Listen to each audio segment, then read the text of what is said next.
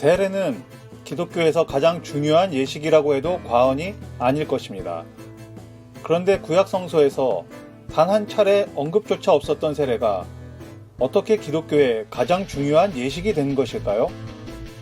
구약 성서와 달리 신약 성서에서 예수님은 세례 요한에게 직접 세례를 받습니다. 그리고 이후 베드로와 바울은 세례가 구원에 있어서 가장 중요한 예식이라고 강조합니다. 오늘은 이 세례 예식이 왜 갑자기 기독교의 가장 중요한 예식이 되었는지 살펴보겠습니다. 앞서 말씀드린 것처럼 기독교 2000년 역사에서 가장 중요한 의식을 하나 꼽으라고 하면 바로 세례일 것입니다. 가톨릭과 개신교를 불문하고 기독교인이 되는 가장 중요한 기준을 세례 의식으로 삼으니 말입니다. 16세기 타락한 중세 가톨릭을 개혁해 일어난 종교개혁의 상징이라고 불리는 마틴 루터는 바벨론의 포로가 된 교회라는 논문에서 가톨릭의 7대 성례 중에 성찬과 세례는 성경적이지만 그 외에 5가지는 성서와 상관없는 교황과 교회의 권위를 세우려는 의식이라고 비판하기도 했습니다. 그만큼 세례는 가톨릭과 개신교 모두가 가장 중요하게 생각하는 성례 의식이라고 할 수 있습니다. 그렇다면 신약 성서에서 처음 세례가 언급된 곳은 어디일까요? 대부분의 사람들이 알고 있는 세례 요한이 주는 세례에서 처음 언급됩니다. 예수님이 광야에서 세례를 주는 세례 요한을 찾아갔기 때문입니다. 예수님이 세례를 받기 위해 찾아간 요한은 어떤 인물이었을까요? 왜 예수님은 세례 요한을 찾아간 것일까요? 구약 성서의 마지막 예언자일 것이라고도 불리는 세례 요한의 아버지는 아비야 계열의 제사장이었고 어머니는 아론 가문이었습니다. 천사 가브리엘이 요한의 아버지 사가랴에게 나타나 아들의 출생을 예고했고 마태복음과 누가복음에는 세례 요한이 빈들에 있었고 메뚜기와 석청을 먹으며 가난하고 청빈하게 살았다고 전합니다. 메뚜기와 석청은 당시 가난한 이들이 먹는 음식의 대명사였다고 하는데요. 우리의 보릿고개라고 할 때의 보리라고 생각하면 됩니다. 그러니까 중동 땅의 광야에서 가장 가난한 이들이 먹는 음식을 먹으며 살아갔던 인물이라고 보시면 됩니다. 이런 세례 요한에 대해 흥미로운 연구가 있습니다. 바벨론 포로에서 돌아온 이스라엘 사람들은 구약 성서가 끝나고 다시 신약 성서가 시작되기 직전까지 두 개의 거대 세력인 사두개파와 바리새파로 나뉘어 있었습니다.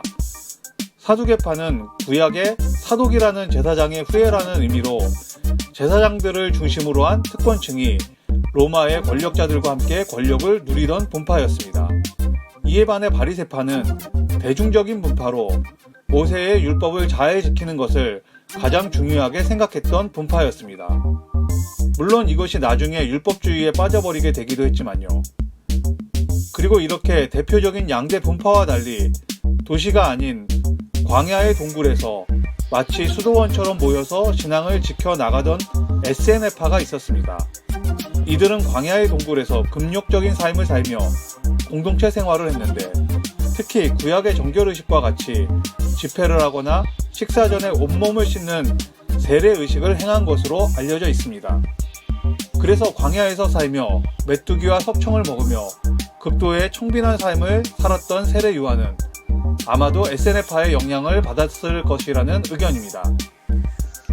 대부분의 사람들이 도시에서 살았고 바리새파와 사두개파에서는 세례와 관련한 어떤 연관성도 찾기 힘들기 때문에 광야에서 청빈한 삶을 살았고 세례를 주었던 요한을 사람들이 세례 요한이라고 불렀던 점을 미루어 보아 충분히 개연성이 있는 연구라고 보여집니다. 만약 이 말이 사실이라면 예수님은 당시 가장 강력한 두 세력인 사두개파와 바리새파가 아닌 소수이며 조용하고 청빈한 삶을 사는 SNF파의 세례 요한을 만나기 위해 광야로 나가신 것이라고 보면 됩니다. 훗날 사두개인과 바리새인들이 작당에서 예수님을 로마의 분봉왕 헤롯에게 넘겨주는 장면은 당시 상황이 어떻게 돌아가고 있었는지 잘 보여주는 대목이기도 합니다. 이런 측면에서 생각해보면 세례가 주는 상징은 대단히 특별한 의미가 있는 것입니다. 예수님이 본격적으로 메시아로서의 행보를 하면서 찾은 것은 당대 최고의 권력인 로마를 등지고 제사장의 후예라는 명목까지 거머쥔 사두개파가 아니었습니다.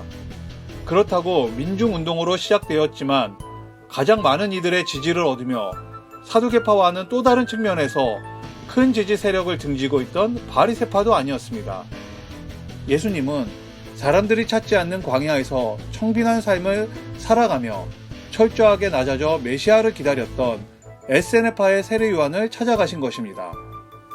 광야에 외치는 소리라고 불리던 세례 요한을 찾아가 그의 세례를 받으신 예수님을 생각해보면 세례를 받는다는 것은 어떤 신학적인 의미를 부여하기에 앞서 철저하게 낮아지겠다는 의미였던 것입니다. 직접 세례를 받으신 예수님을 기억하고 세례를 베풀고 세례를 받으라는 베드로와 바울의 가르침을 따라 새롭게 시작한 교회는 세례 의식을 행하게 됩니다. 그런데 세례가 막 시작된 2세기부터 세례에 대한 의견 차이로 수많은 논란이 일게 됩니다.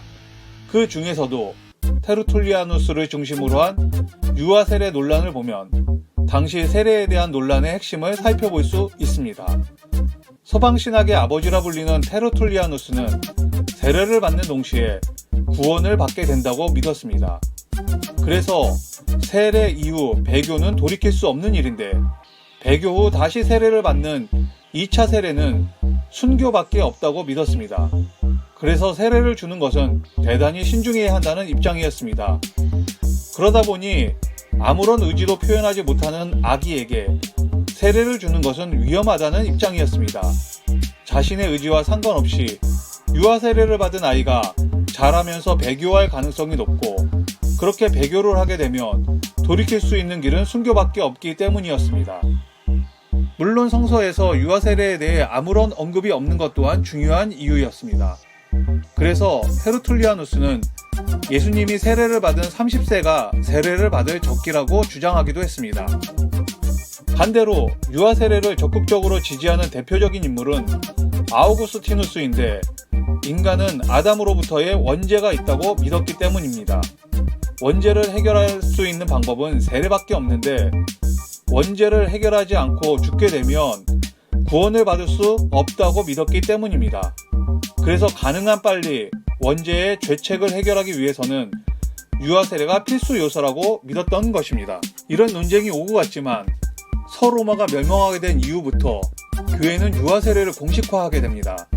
가톨릭의 7성사 중에 견진성사는 유아 세례를 받은 이들이 일반적으로 7에서 12세 사이에 자기 입으로 신앙을 고백할 때 베푸는 의식입니다.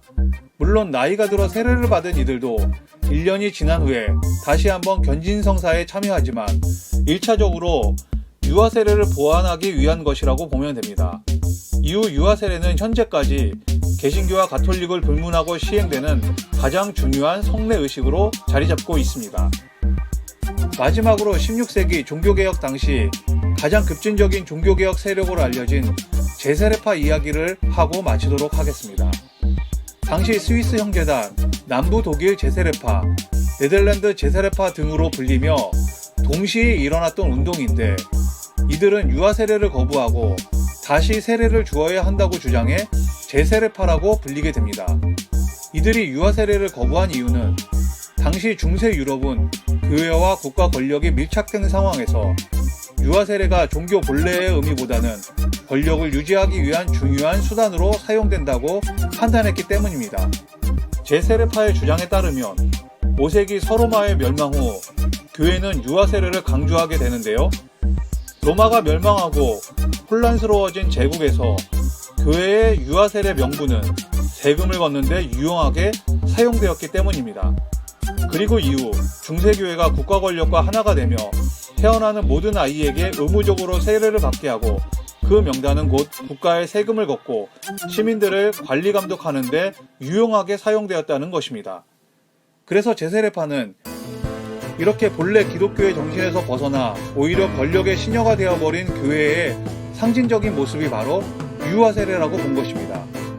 그런데 참 신기하게도 중세 카톨릭의 타락을 지적하며 스스로 프로테스탄트라고 외쳤던 개신교의 루터는 카톨릭의 7성사 중 세례와 성례를 제외한 모든 성례는 반기독교적이라고 외쳤음에도 유아 세례는 지속해야 한다는 입장이었고, 훗날 가톨릭의 견직성사와 유사한 입교식 전통이 지금까지 개신교에 이어지고 있다는 것입니다.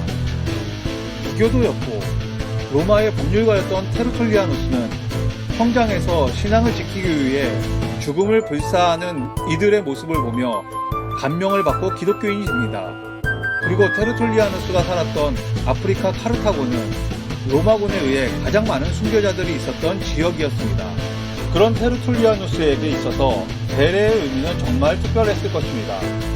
반대로 아우구스티누스는 어려서부터 성적 충동을 이기지 못하고 방탕한 삶을 살았던 것을 죽을 때까지 후회했습니다. 그래서 고백록이란 책도 썼는데요. 그런 그가 죽을 때까지 해결되지 않았던 문제가 성적 충동이었고, 이에 대한 고민은 원죄까지 이르게 된 것입니다. 그런 아우구스티누스에게 있어서 세례도 특별했을 것입니다. 이렇게 신 앞에 철저히 고민하고 고뇌하는 과정에서 세례에 대한 논쟁도 있었지만, 반대로 제세르파가 지적한 것처럼 이상한 이유로 세례가 악용되는 모습도 있었습니다. 예수님이 처음 세례 요한을 찾아간 장소는 사람들이 많고 돈과 권력이 있는 도시가 아닌 메뚜기와 석청으로 대변되는 가난하고 낮은 자들이 있었던 광야였습니다. 그런 세례가 시간이 지나며 이렇게 자신들의 힘과 권력 때문에 왜곡되어 왔다는 것은 지금의 기독교가 어디쯤 와 있는지를 보여주는 가장 극명한 예가 아닐까요? 이런 지금의 교회의 모습이 왜 예수님이 자신의 공생애를 처음 시작하며 광야에서 외치는 세례 요한을 찾아가 고개를 숙여 세례를 받았는지 이해가 되는 대목이기도 합니다. 성령으로 세례를 받으라고 말씀하신 예수님의 가르침이 지금 우리에게 어떤 의미가 되어야 할까요?